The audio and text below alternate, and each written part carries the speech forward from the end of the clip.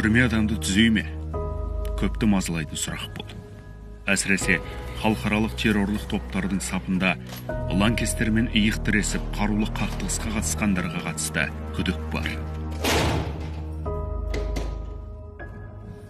Ақмақтықпен білімсіздіктен кеткен адамбыз.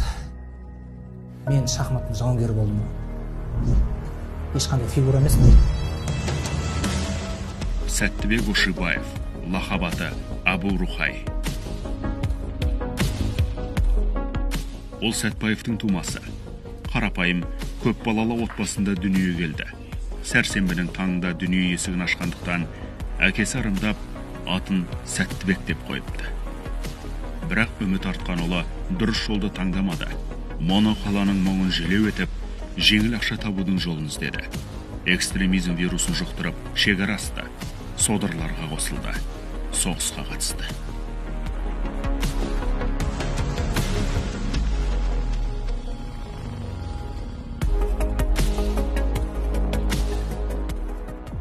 Сол кездесін адасуына кім себепші болып ойлайсың?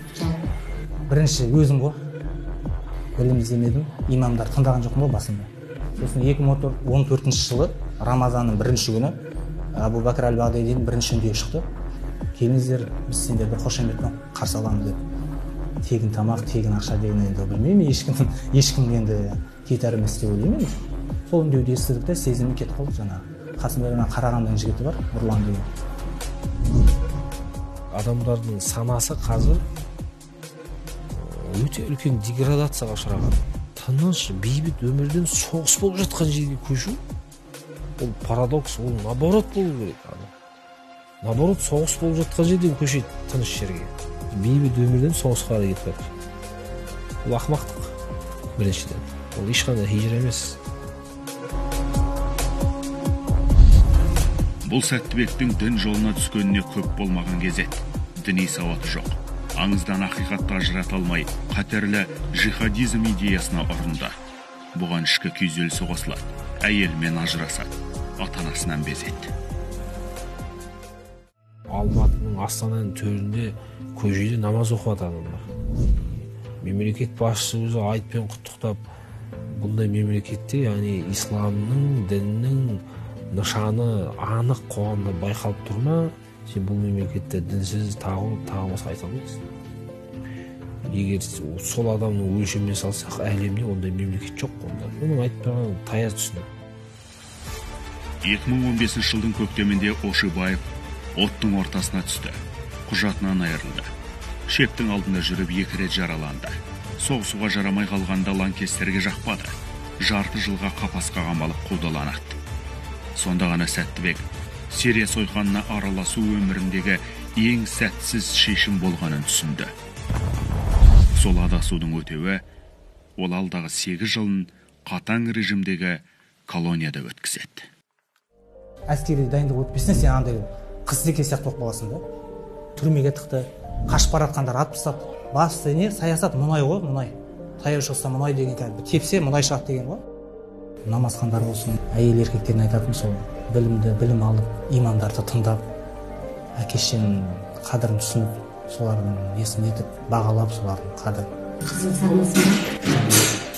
2 жылдай болды, 2 жылдан асып кетті көрмеген.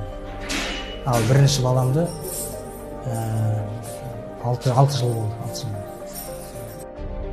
Сәттібек шам жерінде жүргенде бауыры Мұхамбет-Әлі ел үшін ойрандамақ болған. Серігімен бірге ішкі істер басқармасы ғимаратында теракт жоспарлапты.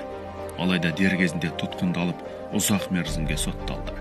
Ағайынды Ошибаевтар 2 бөлек түрмеде отыр. Теологтар дерадикализация процесін жүргізуде. Кез келген тұлғаның оң алуына бұл жерде психологтар және әлеуметтанушылармен қатар теолог имамдардың рөлі өте зор да. Олар мысалға идеологиялық тұрғыда оңалта білу керек та. Түзету мекемесінде мысалға азаматтар жүйелі түрде дәрістерін жүргізіп, әрдайым қарым-қатынас жасап, сөйтіп жұмыс жүргізетін болса, онда дерадикализация ол кез келген жаста бола береді. Ал жұмыс жүргізілмесе, ол ертең ол 50 жасында болса да ол райынан қайтпауы мүмкін. Ондайларда біз кездестік та. Күйеуімді әлі көрмедім. Sonra күрттерде екеуміз 2 жаққа бөлініп кеттік. өмір бойы түрмеде отырасың десе де мен келісер едім деп айтқан екен. Қайтамын деп не істеп тек. Главный жетсем болды деп ше Қазақстанға. Сәттібекті бостандықта жұбайы Назгүл мен қызы күтеді. Олар Шам жерінде танысып табысқандықтан араларында заңды неке жоқ. Әзірге тек хат арқылы хабар алмасады. Ал Сәттібек кешірім берер деп ата-анасын күтуде. Бірақ олар абақтыға әлі ат ізін салмапты.